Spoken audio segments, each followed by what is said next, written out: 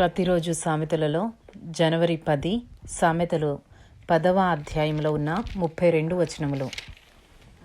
సొలొమోను చెప్పిన సామెతలు. జ్ఞానము గల కుమారుడు తండ్రిని సంతోషపరచును, బుద్ధి లేని కుమారుడు తన తల్లికి దుఃఖము పుట్టించును. భక్తిహీనుల ధనము వారికి లాభకరము కాదు. నీతి మరణము నుండి రక్షించును. యెహోవా నీతిమంతుని ఆకలిగొననీయుడు.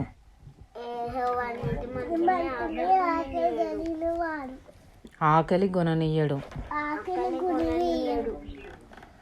భక్తిహీనుని ఆశను భంగము చేయును. బద్ధకముగా పని చేయువాడు దరిద్రుడగును. శ్రద్ధ గలవాడు ఐశ్వర్యవంతుడగును. వేసవి కాలమున కూర్చువాడు బుద్ధిగల కుమారుడు. కోతకాలమందు నిద్రించువాడు సిగ్గుపరచు కుమారుడు. నీతిమంతుని తల మీదికి ఆశీర్వాదములు వచ్చును. బలాత్కారము భక్తిహీనుని నోరు మూసివేయును. నీతిమంతుని జ్ఞాపకము చేసుకొనుట ఆశీర్వాదకరమగును. భక్తిహీనుల పేరు అసహ్యత పుట్టించును. జ్ఞానచిత్తుడు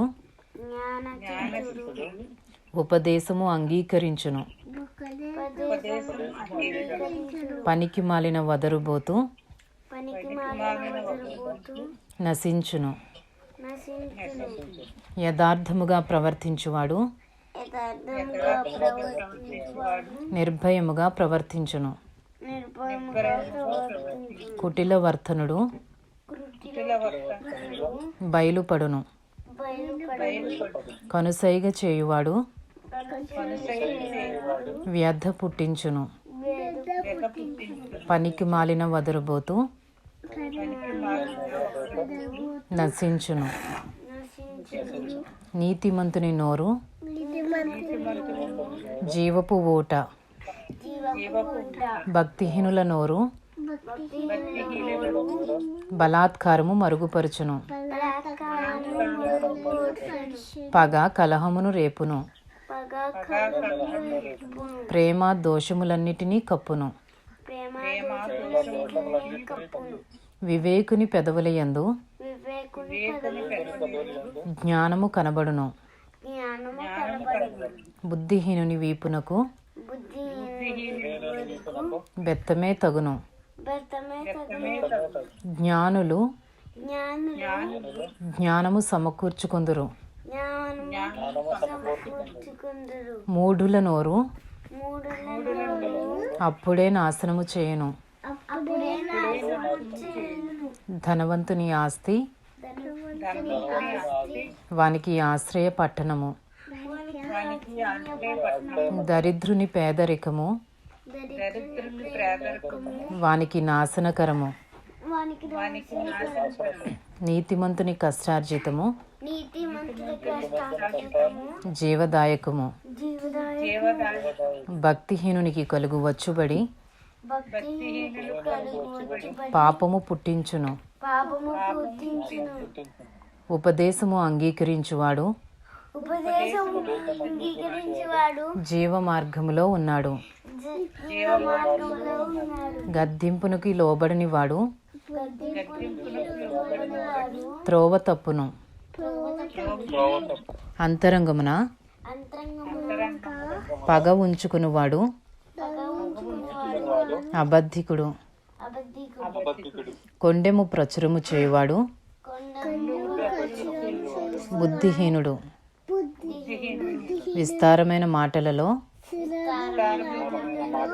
దోషముండక మానదు. తన పెదవులను మూసుకునివాడు బుద్ధిమంతుడు. నీతిమంతుని నాలుక ప్రశస్తమైన వెండి వంటిది. భక్తిహీనుల ఆలోచన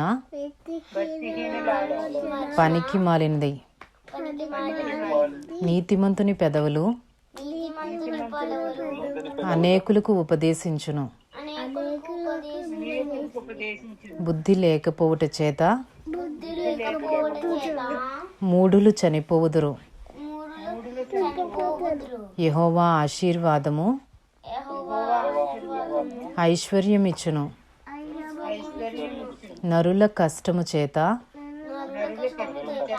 ఆ ఆశీర్వాదము ఎక్కువ కాదు. చెడు పనులు చేయుట బుద్ధిహీనునికి ఆటగానున్నది. వివేకికి జ్ఞాన పరిశ్రమ చేయుట అట్టిదే. భక్తిహీనుడు దేనికి భయపడునో అదే వాని మీదికి వచ్చును. నీతిమంతులు ఆశించున్నది